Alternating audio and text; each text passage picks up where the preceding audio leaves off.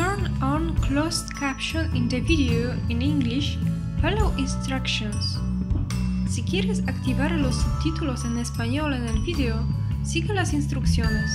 Если ты хочешь включить субтитры на русском языке в видео, пожалуйста, следуй инструкции.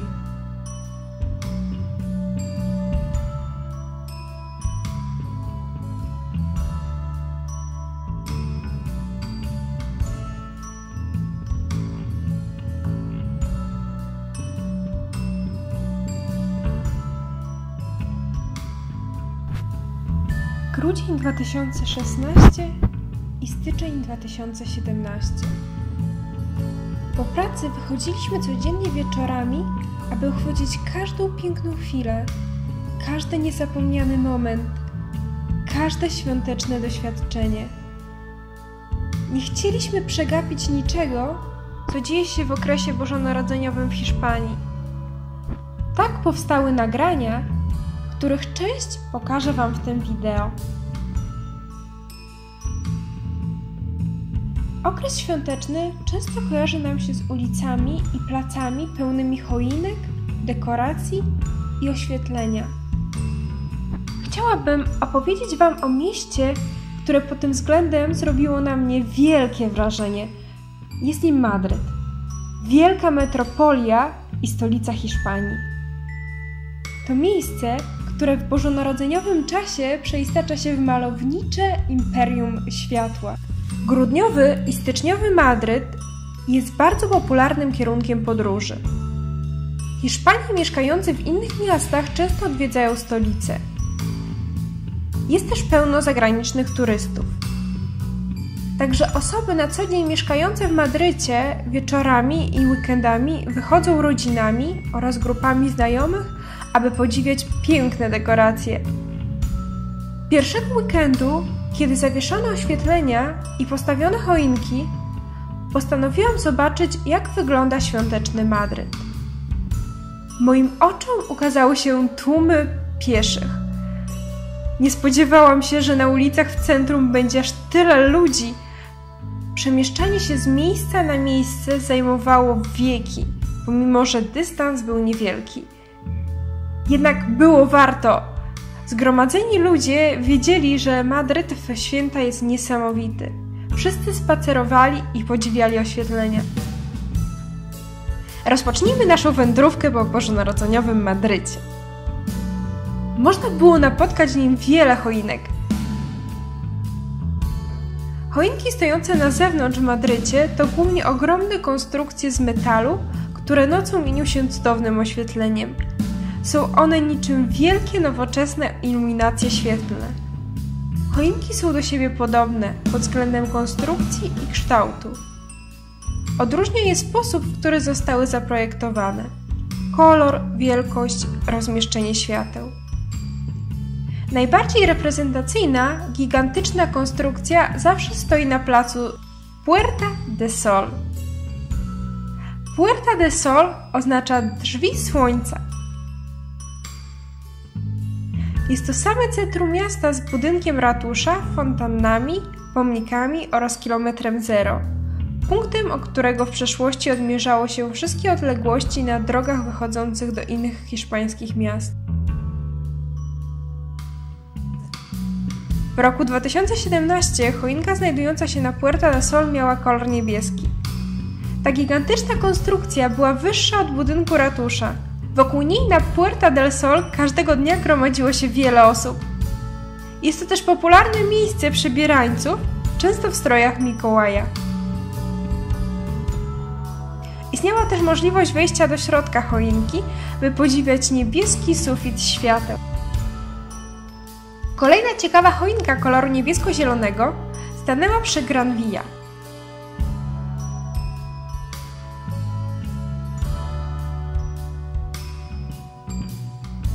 Gran Via to główna i najdłuższa ulica w Madrycie.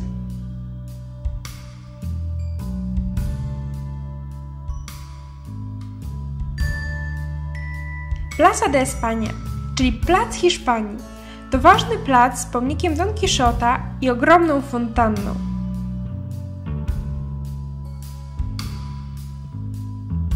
Można było podziwiać na nim fioletowo-białą choinkę delikatnego, subtelnego projektu.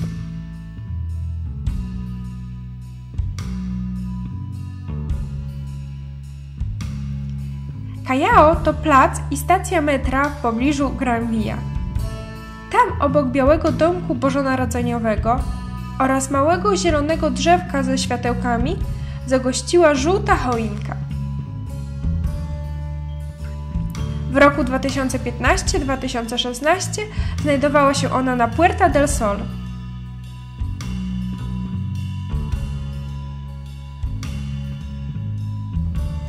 Malowniczy widok na świąteczne Callao rozpościerał się z góry, okien najwyższych pięter Corte Inglés.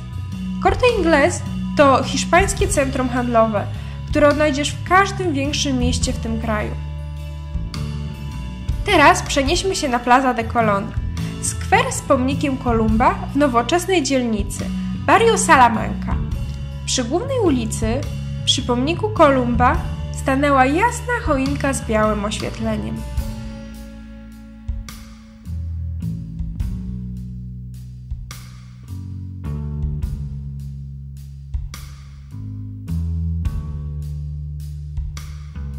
Przenieśmy się teraz do królestwa magicznego oświetlenia ulic Madrytu.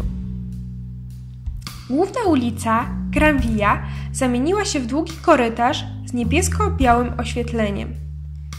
Patrząc na wprost, tworzyło ono wspaniałą impresję.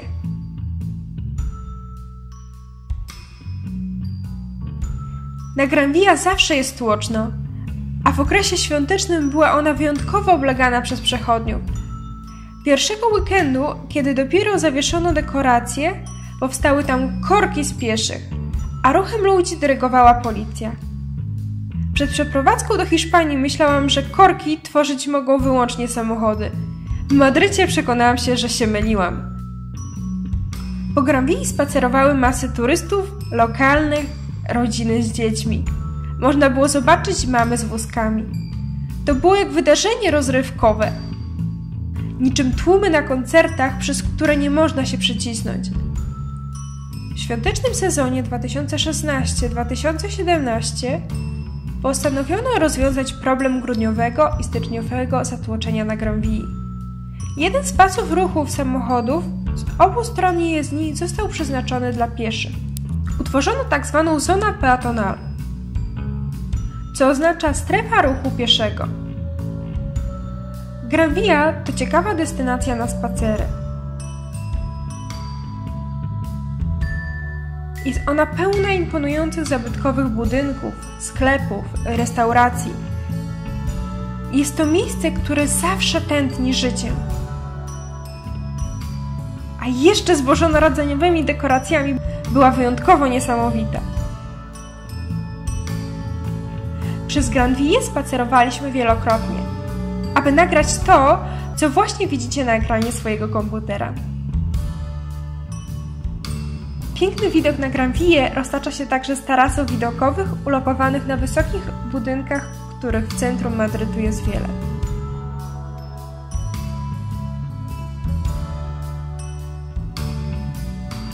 Także na ulicach niedaleko Puerta del Sol zawieszone były świetnie zaprojektowane oświetlenia. Przykłady. Calle del Arenal, ulica zmierzająca w kierunku Plaza de Isabel, placu ze stacją metra Opera i budynkiem Teatro Real, co oznacza Teatr Królewski. Jest to wielki budynek teatru i opery. Zawieszone dekoracje miały różnorodne kolory i ciekawe kształty.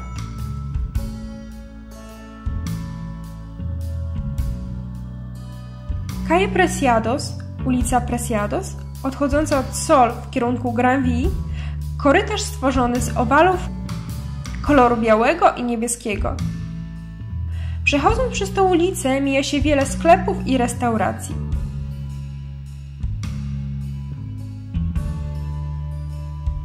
Co za wspaniałe wspomnienia! Jak cudownie do nich powrócić! Calle Mayor, ulica zmierzająca w kierunku Plaza Mayor, główny plac. Jest to jeden z najważniejszych placów w Madrycie.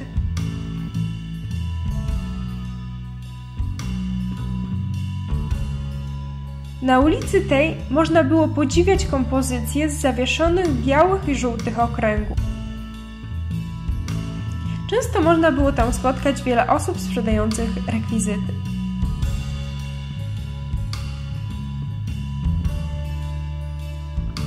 Ulice wokół Granville także wypełniły się oświetleniem o wyjątkowych, niepowtarzalnych kształtach.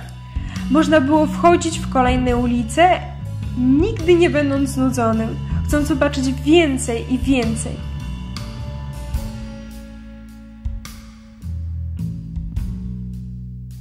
Wśród dekoracji ulic Granville znalazły się kolorowe okręgi. Inne oświetlenia to na przykład drobne, kolorowe kompozycje ze świecącymi pikselami.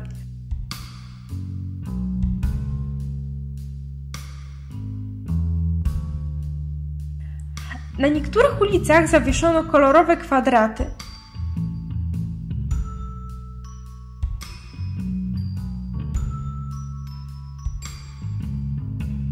Wiele z nich znalazło się w okolicy Plaza Mayor.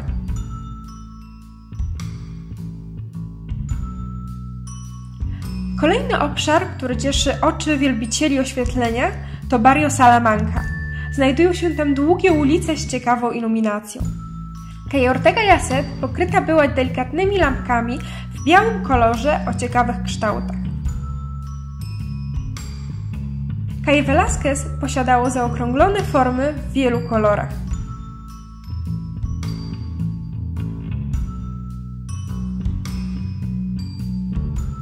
Natomiast na Calle Serrano oświetlenia przybrały kształt delikatnych, białych kwiatów.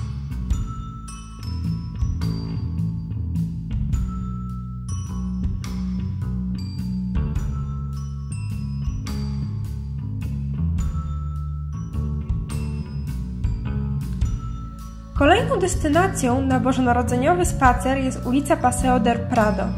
Drzewka pokryte były bardzo typowymi, delikatnymi światełkami. Ulica ta prowadzi do głównego muzeum w Madrycie, Museo del Prado, gdzie można znaleźć obrazy słynnych artystów takich jak Goya czy Rembrandt.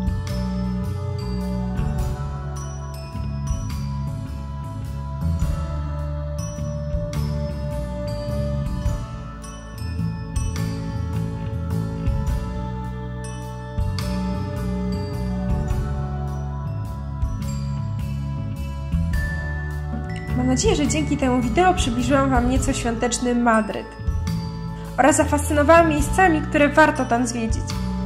Jednak to nie wszystko. Mamy jeszcze wiele materiału z bożonarodzeniowego Madrytu. To wideo dotyczyło choinek i oświetleń na ulicach. W wolnej chwili postaram się zmontować kolejne wideo.